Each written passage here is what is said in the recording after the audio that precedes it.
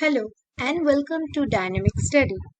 Today I will discuss about the important topic of Indian foreign policy as well as international relations called NAM. तो आज हम non aligned movement के बारे में details जानेंगे. Okay, so let's start today's topic. तो देखते हैं. After the Second World War, the international system came to be dominated by two superpowers, the United States of America (USA) and the erstwhile Soviet Union, known officially as Union of Soviet Socialist Republic (USSR). These two superpowers tried to influence the other countries militarily, economically, as well as ideologically. अब क्या देखते हैं? Second world war के बाद अंतरराष्ट्रीय क्षेत्रों में दो सुपर पावर्स की उद्भावन देखी गई. Okay, two super powers emerge हुए. कौन कौन से? एक तरफ था यूएसए अमेरिका और दूसरी तरफ का सोवियत ब्लॉक जो है वो है यूएसएसआर, जो रशिया हम अब कहते हैं. तो ये दो सुपर पावर्स में कौन इंटरनेशनल सिस्टम को कंट्रोल करेगा, इसमें लड़ाई हो रही थी, जो डोमिनेटेड हो रही थी. ओके, सो ये जो सुपर पावर्स है वो चाहते थे कि उसके इन्फ्लुएंस है, मिलिटरीली हो या इकोनॉमिकली हो, एज वेल एज आइडियोलॉजी, मतलब जो उसका थ्योरी है वो सारे देश मानकर चले और उससे प्रभावित हो, और उस थ्योरी को सारे देश मानकर चले. उस थ्योरी, उसके जो इकोनॉमिक पावर है, उसके जो मिलिट्री पावर है, उसे सब समझ के चले. ऐसा हर कंट्री, जो दो ब्लॉक्स थी, वो चाहते थे कि सारे स्टेट किसी ना किसी ब्लॉक के अंदर आ जाए. Okay, next. So as a consequence, the world became bipolar and an intense bloc politics where the two superpowers were engaged in building their own blocks emerged. So इसके फलस्वरूप क्या हुआ? इसके as a result जो हुआ, जो हमारा world system है वो बाइपोलर हो गया, दो मेन पोलर में डिवाइडेड हो गया, और वो हर ब्लॉक चाहता है कि वो एक सुपर पावर के तौर पर उभर कर आए और वो अपना एक अच्छा ब्लॉक बनाए और उस ब्लॉक की तरफ सारे स्टेट समर्थन लाए और खींचे चले हैं. सारे स्टेट्स उस ब्लॉक को मान के चले और अपना अच्छा स्ट्रॉन्ग ब्लॉक बनाने की कोशिश करें. This led to mutual distrust, hatred and sharp rivalry between the two superpowers. इससे क्या हुआ? म्यूचुअली डिस्ट्रस्ट हुआ, एक दूसरे को ट्रस्ट नहीं कर रहे थे. हेट्रेड हुआ, दोनों स्टेट्स के, दोनों सुपर पावर्स के बीच में लड़ाई हुआ. शार्प राइवलरी हुआ, दोनों में दो सुपर पावर्स में एक डिस्टेंस क्रिएट हो. So next, the USA, in order to counter the spread of communism, encouraged West European nations to create North Atlantic Treaty Organization (NATO), a military alliance in 1945. जो USA है वो एक capitalist country है और capitalism को promote करना चाह रहा है, और दूसरी तरफ है सोशलिस्ट कंट्री, जो सोशलिस्ट ब्लॉक यूएसएसआर, और वो चाहता है कि कम्युनिज्म ना स्प्रेड हो. कम्युनिज्म को स्प्रेड को रोकने के लिए यूएसए ने एक मिलिट्री, एक ब्लॉक, एक अलायंस बनाया जिसका नाम है North Atlantic Treaty Organization (NATO), जो 1949 में एस्टैब्लिश्ड हुआ. Next, the Soviet Union countered the NATO by forming the Warsaw Pact, another military alliance of East European nations. So USA ने बनाया कम्युनिज्म को काउंटर करने. सोवियत यूनियन ने क्या किया? उसने भी कैपिटलिज्म को काउंटर करना था, वो भी एक मिलिट्री अलायंस बनाना चाहते थे ईस्ट यूरोपियन स्टेट्स को लेकर 1955 में, जो वार्सो पैक्ट के नाम पर जाना जाता है. Okay, next, the world was sharply divided into communist part and what the American calls the free world. So जो वर्ल्ड सिस्टम है, वर्ल्ड पॉलिटिक्स है, इंटरनेशनल पॉलिटिक्स है, दो पार्ट्स में डिवाइडेड हो गई. एक तरफ कम्युनिस्ट पार्ट है जो यूएसएसआर को हम कहते हैं मार्क्सिस्ट पार्ट, एंड अमेरिकन जो है, जो कैपिटलिज्म है, फ्री मार्केट इकोनॉमी, सो इसे हम अमेरिकन कहते हैं फ्री वर्ल्ड. ओके, सो ये दो सुपर पावर, सुपर ब्लॉक में डिवाइडेड हो गए world system. Okay, next, a parallel line of thought opposing this bipolar nature of the world was also evolving after the Second World War. Some developing nations defined the call of superpowers to join their blocs and nurture the dream of a world free of bloc politics and the intense political tension associated with it. Some newly independent nation states showed greater inclination to maintain their autonomy outside bloc politics. क्या हुआ, after 2 block में divided हो गया wall. अब धीरे धीरे 1945 के बाद कॉलोनियलिज्म खत्म हो रही है और न्यू कॉलोनिज्म का उद्भावन से पहले वो सारे स्टेट फ्री हो रहे हैं। सो जो स्टेट फ्री हो रहे हैं, जो इंडिपेंडेंट हो रहे हैं, वो चाहते हैं कि ये जो वर्ल्ड सिस्टम है, ये जो बाइपोलर नेचर है, वो खत्म हो जाए। और वो चाहते हैं सेकेंड वर्ल्ड वॉर के बाद एक अपोजिट एक आइडिया लेके जाते हैं, जो सोवियत यूनियन के साथ भी नहीं जाता, जो कम्युनिस्ट सॉरी जो कैपिटलिज्म के साथ मतलब यूएसए के साथ भी नहीं जाता, एक अलग लाइन ऑफ थॉट लेकर आते हैं। और वो चाहते हैं कि वो जो नेशंस इंडिपेंडेंट हुए हैं, वो चाहते हैं ये वो कोई भी ब्लॉक के साथ ज्वाइन नहीं करेंगे। एक और वो चाहते हैं ये जो ब्लॉक पॉलिटिक्स है, वर्ल्ड दो स्टेट्स में दो पॉलिटिक्स में विभाजित हो गया है, उसे खत्म करना चाहते हैं। और एक जो टेंशन है उसे हटाना चाहते हैं। और चाहते हैं जो न्यूली इंडिपेंडेंट नेशन स्टेट है, वो चाहते हैं एक ऑटोनॉमी, ब्लॉक पॉलिटिक्स से बाहर एक ऑटोनॉमी एस्टेब्लिश करना चाहते हैं। Okay, prominent among these newly independent developing countries was India. इनमें से बहुत जो इंडिपेंडेंट कंट्रीज हैं, इनमें से बहुत इंपॉर्टेंट कंट्री है इंडिया, जो 1947 में जो इंडिपेंडेंट हुआ, वो एक प्रोमिनेंट कंट्री के तौर पर उभर कर आया है, which rejected the idea of joining any bloc after the Second World War. तो इंडिया जो है वो नहीं चाहते थे सेकेंड वर्ल्ड वॉर के बाद कि वो इंडिया किसी भी ब्लॉक के अंदर जाए, समा जाए, वो नहीं चाहते थे। Okay, Jawaharlal Nehru was the first prime minister of India was oppose to militarism. जो नेहरू है, जवाहरलाल नेहरू जो हमारे फर्स्ट प्राइम मिनिस्टर है, वो नहीं चाहते थे कि हम कोई किसी भी मिलिट्री अलायंस या मिलिट्री पावर के ऊपर फोकस करें। सो किसी भी मिलिट्री ब्लॉक के साथ वो ज्वाइन करना नहीं चाहते और रिजेक्टेड कर दिया और एक अलग लाइन ऑफ थॉट बनाना चाहते थे। So next देखते हैं, Nehru was joined by Indonesian President Sukarno and Egyptian President Nasser, and they endeavored to create a world free of bloc politics and military alignment. So Nehru Indonesian president Sukarno के साथ और Egyptian president Nasir के साथ join किया, और वो तीनों मिलकर चाहते थे एक ऐसा सिस्टम बनाया जाए जहां पर वर्ल्ड किसी भी ब्लॉक के अंदर डोमिनेटेड ना हो, एक फ्री ब्लॉक पॉलिटिक्स हो, और वहां पर मिलिटरीली अलाइनमेंट या मिलिटरीली कोऑपरेशन या मिलिटरीली कोई सिस्टम ना हो, ऐसा सिस्टम वो चाहते थे। ओके, सो ये उनका ख्वाब था। ओके, सो उन्होंने वैसा ही किया। नेक्स्ट देखते हैं कैसे नेम का ओरिजिनेट हुआ, देखते हैं। The idea of a non alignment movement was conceived at the Conference of Afro-Asian Countries held in New Delhi in 1947. 1947 में आफ्रो एशियन कंट्रीज में जो दिल्ली में हुआ था, वहां पर मतलब हम इंडिपेंडेंट हुए, और इंडिपेंडेंट होने के बाद जो आफ्रो एशियन कंट्रीज को लेकर, अफ्रीकन एंड एशियन कंट्रीज को लेकर एक कॉन्फ्रेंस हुआ था जो न्यू दिल्ली में 1947 में हुआ था। वहां पर नॉन अलाइनमेंट के आइडिया को पहली बार लाया गया। Okay, After India gained independence from British rule, it decided not to join any power blocks. India independent होने के बाद ठीक किया कि मैं किसी भी ब्लॉक पॉलिटिक्स के साथ नहीं ज्वाइन करूंगी। Jawaharlal Nehru, the first prime minister, took the initiative to encourage these Afro-Asian nations to fight against the evils of colonialism, imperialism, domination. So Nehru ने डिसाइड किया, जो ये अफ्रीकन स्टेट्स हैं एंड एशियन स्टेट्स हैं जो अभी अभी इंडिपेंडेंट हुए हैं, वो कॉलोनियलिज्म के विरुद्ध, इंपीरियलिज्म के विरुद्ध एक ऐसा डोमिनेशन के जो उनका जो रूल्स रेगुलेशंस है उसको हटाकर एक नया सोर्स बनाना चाहते थे। ओके, सो फाइट किया उस इविल्स के विरुद्ध। ओके, नेक्स्ट देखते हैं।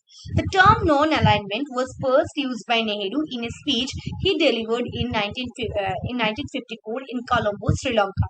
सो नॉन अलाइनमेंट का जो वर्ड है, ये वर्ड नेहरू ने 1954 में कोलंबो, श्रीलंका में कॉन्फ्रेंस हुई थी। सो वहां पर वो नॉन अलाइनमेंट वर्ड को फर्स्ट यूज किया था नेहरू ने। ओके, सो एक स्पीच दिया था, वहां पर वो नॉन अलाइनमेंट शब्द को पहली बार बताया था 1954 को श्रीलंका, कोलंबो। ओके, अब देखते हैं details. Okay, so NAM took a proper shape at the Bandung Conference of Afro-Asian countries held in Indonesia. So ये NAM का जो प्रोसेसिंग शुरू हुआ 1947 में, आफ्टर 1947 में, हाँ ओके, Afro-Asian countries के कॉन्फ्रेंस में। अब 1955 में जो बांगडुंग कॉन्फ्रेंस हुआ, एक प्रॉपर शेप लेने की कोशिश की। ओके, so ये जो NAM है ये प्रॉपर शेप कब लिया? 55 में जब बांगडुंग कॉन्फ्रेंस हुआ Afro-Asian countries को लेकर, वहां Okay, the attending 29 nations declared their wish not to get involved in the Cold War and adopted a declaration on promotion of world peace and cooperation. So 29 countries जो अभी independent हुई थी या independent है, वो चाहते थे कि ये जो कोल्ड वॉर का सिचुएशन है आफ्टर 45, इसको हटाकर एक शांति, एक कोऑपरेशन की वातावरण वो चाहते थे, एक पीस एग्रीमेंट के तौर पर इस नैम को उभर कर आया. सो वो चाहते थे, ये 29 स्टेट्स चाहते थे, वो किसी भी ब्लॉक के साथ अलायंस नहीं करेंगे, इन्वॉल्व नहीं होंगे और एक वर्ल्ड को पीस और कोऑपरेशन के थ्रू प्रमोशन करेंगे. नेक्स्ट है, after Bandung, it took 6 more years to arrange the first non-alignment summit in Belgrade, the capital of former Yugoslavia, in 1961. So 1961 में after 55 मतलब 6 years बाद एक first summit जो non-alignment का वो first summit हुआ बेलग्रेड में. Okay, meanwhile erstwhile Yugoslavian President Josip Broz Tito expressed his support to the non-alignment movement and invited the non-aligned countries to organize their first summit in Belgrade.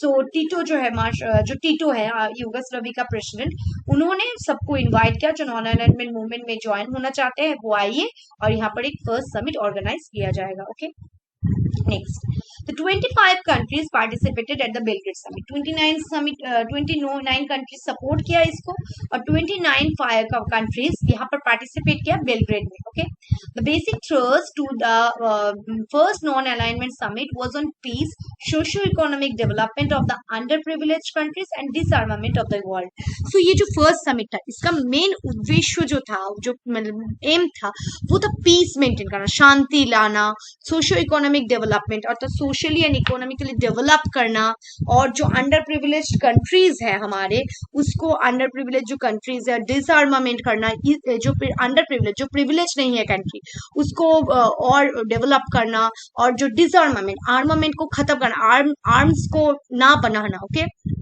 next, the summit set 5 conditions mainly based on the Panchashil for a state to become a member of the non-alignment movement. These are followed. So इस Belgrade summit में बताया गया कि 5 जो conditions के बारे में बताया गया, जो पंचशील है, जो इंडिया और चाइना के बीच में 54 में साइन हुआ था, उसके बेसिस पे 5 कंडीशंस रखा गया.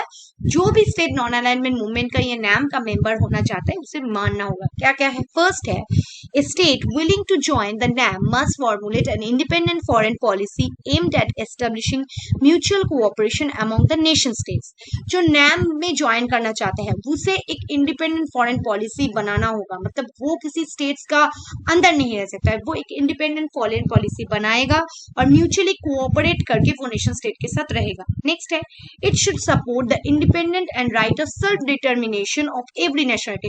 हर स्टेट इंडिपेंडेंट है, वो अपने देश में कुछ भी रूल्स रेगुलेशन सेल्फ डिटर्मिनेशन वो डिटरमाइन कर सकते हैं, वो क्या रूल चाहते हैं क्या नहीं चाहते. ओके, नेक्स्ट है, it should not be a member of any military alliance created out of conflicts of big powers.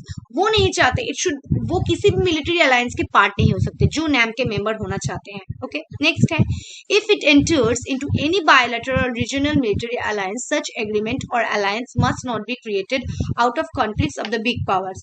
वो अगर किसी रीजनल मिलिट्री अलायंस या कुछ भी रीजनली मिलिट्री अलायंस के साथ ज्वाइन करना चाहते, वो जो मिलिट्री अलायंस होगी वो किसी बिग पावर के साथ कॉन्फ्लिक्ट के दौरान इस तौर पर नहीं उभर कर आ सकते. ओके, नेक्स्ट है, if it allows any foreign military base on it's soil. अगर कोई देश अपने जो मातृभूमि पर फॉरेन मिलिट्री को लाने में और उसके आंदोलन में हेल्प करे, such base must not be created out of conflicts of big powers. So वो किसी भी बिग पावर्स को नहीं जगह दे सकते अपने एरिया में कि आप आइए और मेरे जगह से लड़िए. सो ये नहीं हो सकता. ओके, ऐसा रूल ही नहीं है. नेक्स्ट है, देखते हैं, The non-alignment movement NAM is a forum of 120 developing world. अभी 120 states इसका member है that are not formally aligned with against any major power bloc. ये कोई power bloc के विरुद्ध नहीं है. After the United Nations, it is the largest grouping of state worldwide. Worldwide सबसे बड़े एक ऑर्गेनाइजेशन है. तो इसके अंदर 120 स्टेट्स हैं, मेंबर्स हैं, और 17 स्टेट्स है जो ऑब्जर्व करते हैं नैम को. और 10 इंटरनेशनल ऑर्गेनाइजेशंस है जो मेंबर है नैम के। ओके, नेक्स्ट देखते हैं ऑर्गेनाइजेशन स्ट्रक्चर क्या है इसका। ओके, जो तो नैम है वो एक इंटर गवर्नमेंटल ऑर्गेनाइजेशन है, मतलब गवर्नमेंट को लेकर। Okay, has no fixed organization structure, इसका कोई फिक्स्ड ऑर्गेनाइजेशन स्ट्रक्चर ही नहीं है। It considered itself to be a non hierarchical in nature and no country enjoys any special privilege here. So एक नॉन हायरार्किकल बॉडी है, यहाँ पर कोई भी स्टेट ज्यादा पावर या कम पावर नहीं मतलब नहीं भोग कर सकते। ओके, नहीं पा सकते। नेक्स्ट है the organisation does not have any constitution as many similar organisation do. बहुत सारे ऑर्गेनाइजेशन के पास कॉन्स्टिट्यूशन है, लेकिन नैम के पास कोई कॉन्स्टिट्यूशन नहीं है, इसका कोई ऑर्गेनाइजेशन स्ट्रक्चर नहीं है। यहाँ पर सारे स्टेट्स इक्वल है, किसी भी स्टेट को ज्यादा पावर नहीं दी जाती है। Okay, next members share the different summits by official rotation. Okay, जो मेंबर्स का जो समिट होता है वो ऑफिशियली रोटेट होता है। Okay, the head of the state और the head of the government of the country when NAM summit is held becomes the chairperson of the NAM for the next 3 years। जो head of the state, हमारे देश के प्रधानमंत्री या किसी देश के राष्ट्रपति जो हेड है, गवर्नमेंट के हेड है, वो नैम समिट में आते हैं और वो चेयरपर्सन होते हैं नेक्स्ट 3 years कर लिए। सोचिए फर्स्ट समिट में बेलग्रेड हुआ। Okay, so first summit Belgrade में हुआ, सो बेलग्रेड होस्ट किया, वो अगले 3 साल के लिए इसे होस्ट किया जाएगा। और till a fresh summit is organised is another country, जब तक एक फ्रेश समिट नहीं होती है तब तक वो चेयरपर्सन रहते हैं।